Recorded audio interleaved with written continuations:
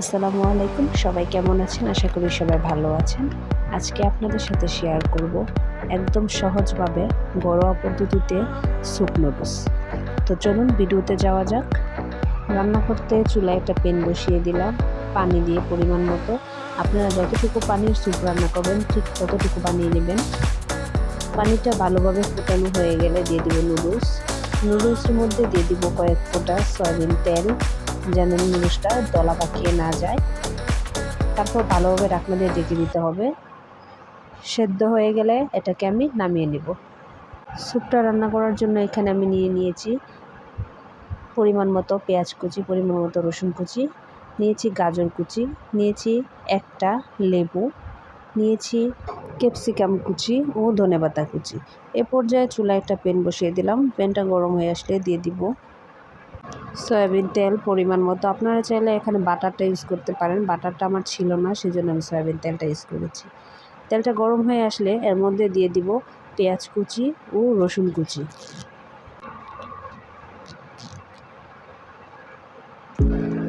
পেঁয়াজ কুচি রসুন কুচি দিয়ে ভালোভাবে নাড়াচাড়া করে নেব 1 মিনিটের মতো। 1 মিনিট পর দিয়ে দিব গাজর কুচি। গাজর কুচি দেওয়ার সাথে সাথে দিয়ে দিব সামান্য পরিমাণে একটু লবণটা দিয়ে ভালোভাবে নাড়াচাড়া করে নিতে হবে। এরপর ঢাকনা দিয়ে ঢেকে দিব 30 সেকেন্ডের মতো। 30 সেকেন্ড পর ঢাকনা খুললে আমি এর মধ্যে দিয়ে দিব হাফ টেবিল চামচ গোলমরিচের গুঁড়া।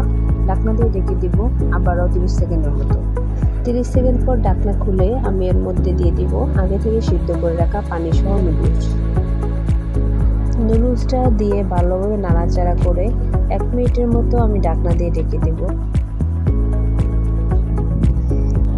1 মিনিট পর ঢাকনাটি খুলে নাড়াচাড়া করে এর মধ্যে দিয়ে দিব 2 টেবিল চামচ পরিমাণ টমেটোর সস, 2 টেবিল চামচ পরিমাণ সয়া সস, স্বাদ মতো টেস্টি সল্ট ও লেবু।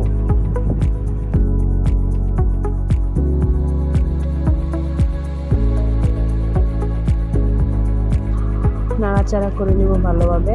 এ পর্যায়ে দিয়ে দিব আগে থেকে কেটে রাখা ক্যাপসিকাম কুচি ও ধনেপাতা কুচি। নাড়াচাড়া করে নেব।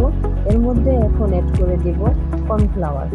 সামান্য পানি দিয়ে আপনারা 2 টেবিল চামচ কর্নফ্লাওয়ার গুলিয়ে নেবেন। এরকমভাবে নাড়াচাড়া করে এটাকে দিয়ে দিতে হবে। কর্নফ্লাওয়ার দেওয়ার সাথে সাথে এটাকে ভালোভাবে নাড়াচাড়া করতে হবে, নয়তো এটা দলা পাকিয়ে যাবে।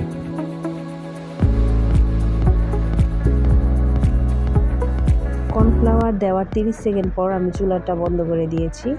দেখুন দেখতে কতটা সুন্দর হয়েছে।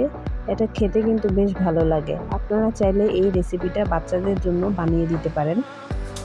রেসিপিটি যদি ভালো লেগে থাকে তাহলে আমার চ্যানেলটি সাবস্ক্রাইব করুন এবং লাইক কমেন্ট করে পাশে থাকুন।